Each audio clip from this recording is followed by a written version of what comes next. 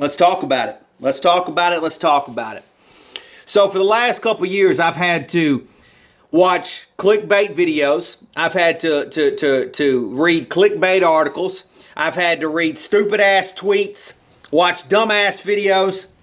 And the main subject the last couple of years have been all about benching Eli Manning. And a guy like Pizzle, as many of you know, stood his ground in saying Eli Manning was not the problem with the New York Football Giants. I said it and said it and said it and said it.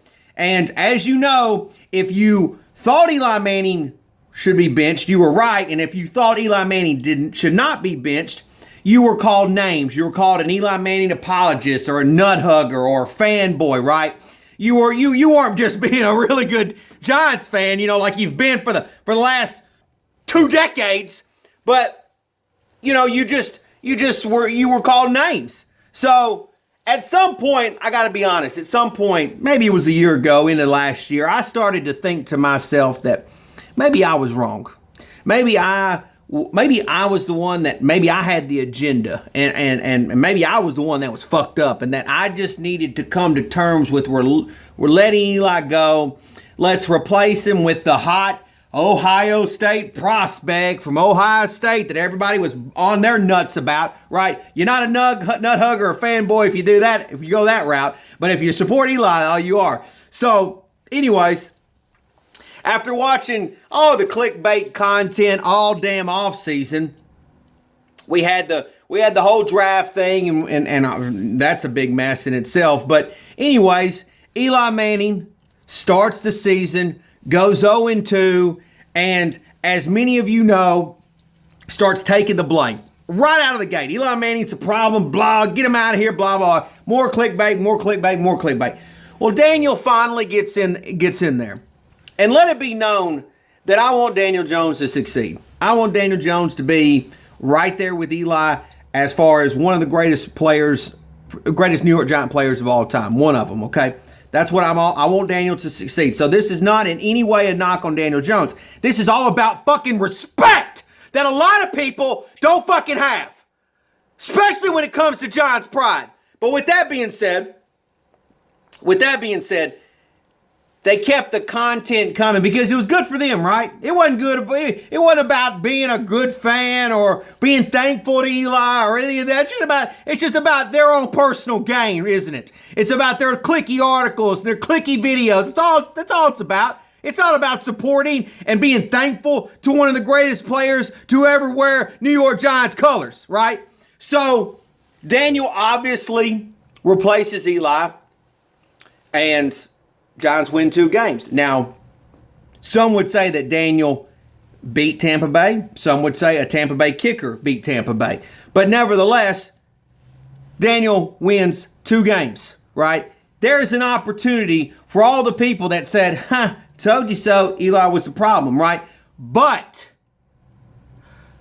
fast forward 7 games later, and we've lost 7 in a row.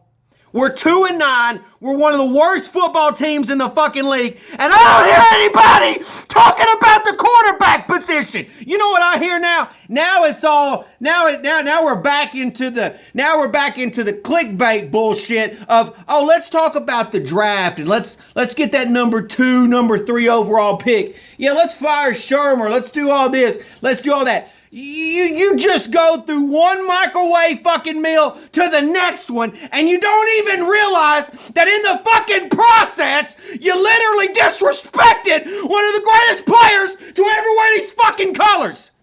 And you have the audacity, some of you have the audacity to put hashtag Giants pride on fucking anything. You don't know damn thing about Giants pride. Not a fucking thing. Oh, make sure, Pizzle, you let every YouTube know this ain't for fucking kids. It's just remarkably how selfish and how pathetic some Giant fans have become. And I understand, Pizzle, don't tell me how to be a Giants fan. Don't tell me how to do this. Don't tell me how to do that. The point is you people that pointed your finger and saying number 10 is the problem, why disrespecting him as you got on your clickbait fucking whirlwind You were wrong. You were wrong because this team has has totally been lost after 4 years of just pathetic coaching. Just pathetic coaching, pathetic philosophies, pathetic offensive schemes, pathetic defensive schemes, but just pathetic everything. The organization failed Eli.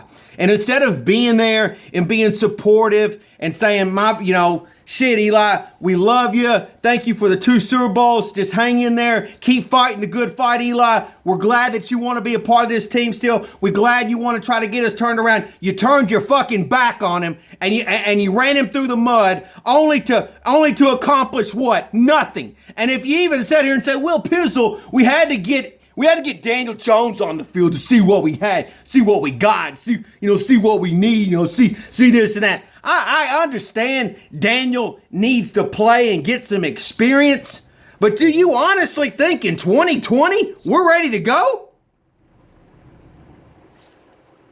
Do you honestly think that?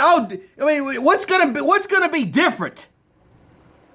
Because there's a whole philosophy, a whole culture that needs to be changed before Daniel Jones can actually be the 6th overall fucking pick. I don't know what he's learning on the field. He's learning how to fumble. He's getting literally hit left and right, having more wear and tear on his body. But hey, right? We need him out there, right? Here's another thing. Saquon Barkley, since Daniel Jones has been playing, granted, could be not 100%, has not been playing like Saquon Barkley.